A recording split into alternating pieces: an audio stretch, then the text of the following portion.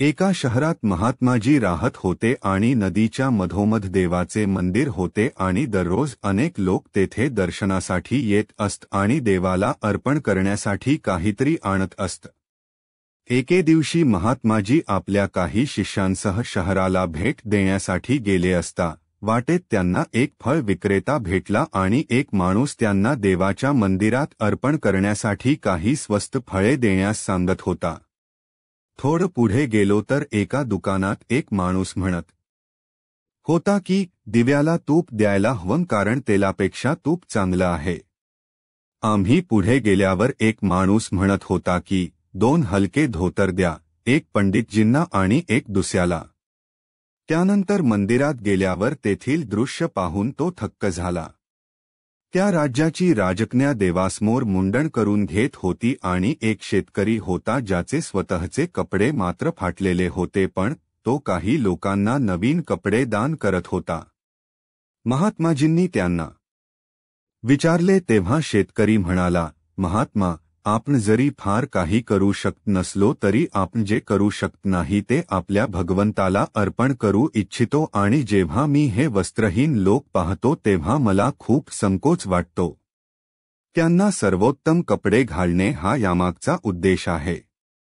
आणि जेव्हा मी राजकन्येला विचारले तेव्हा राजकुमारी म्हणाली की स्त्रीसाठी तिच्या डोक्यावरचे केस खूप महत्त्वाचे असतात आणि ते तिचे सौंदर्य वाढवतात, म्हणून मी विचार केला की मी माझ्या आवडत्या देवाला समर्पित करावे जे माझ्यासाठी खूप महत्त्वाचे आहे, म्हणून मी तेच देवाला अर्पण करत आहे।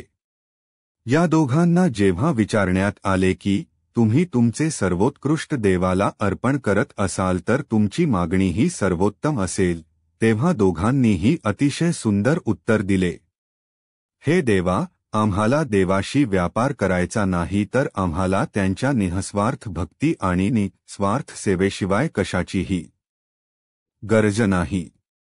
हे ऐकून संतांना आनंद झाला। जेव्हा महात्माजी मंदिरात गेले तेव्हा त्यांनी पाहिले की ज्या 3 व्यक्तींनी हलके तूप, धोतर आणि फळे आणली होती, त्यांनी त्यांच्या मागण्यांची एक भली मोठी यादीही आणली होती आणि त्या मागण्या ते देवासमोर ठेवत होते। तेव्हा महात्माजी आपल्या शिष्यांना म्हणाले, माझ्या प्रिय शिष्यांनो, तुमच्यासाठी जे काही सर्वात महत्त्वाचे आहे, ज्याचा तुम्हाला आशीर्वाद मिळणार नाही, फक्त तेच देवाला अर्पण करा आणि त्या बदल्यात काहीही मागू नका, आणि जर तुमच्याकडे असेल तरच निस्वार्थी भक्ती आणि निस्वार्थी कार्य या 2 गोष्टींशिवाय आपल्या मनात कशाचीही इच्छा ठेवू नका। म्हणूनच नेहमी लक्षात ठेवा की थोडे जरी समर्पित असले तरी जे सर्वोत्तम आहे तेच समर्पित केले पाहिजे। मित्रांनो, कथा आवडल्यास लाईक करा, शेअर करा आणि कृपया आमच्या चॅनेलला सबस्क्राईब करा, कारण तुमचे सहकार्य हीच आमची प्रेरणा आहे। धन्यवाद।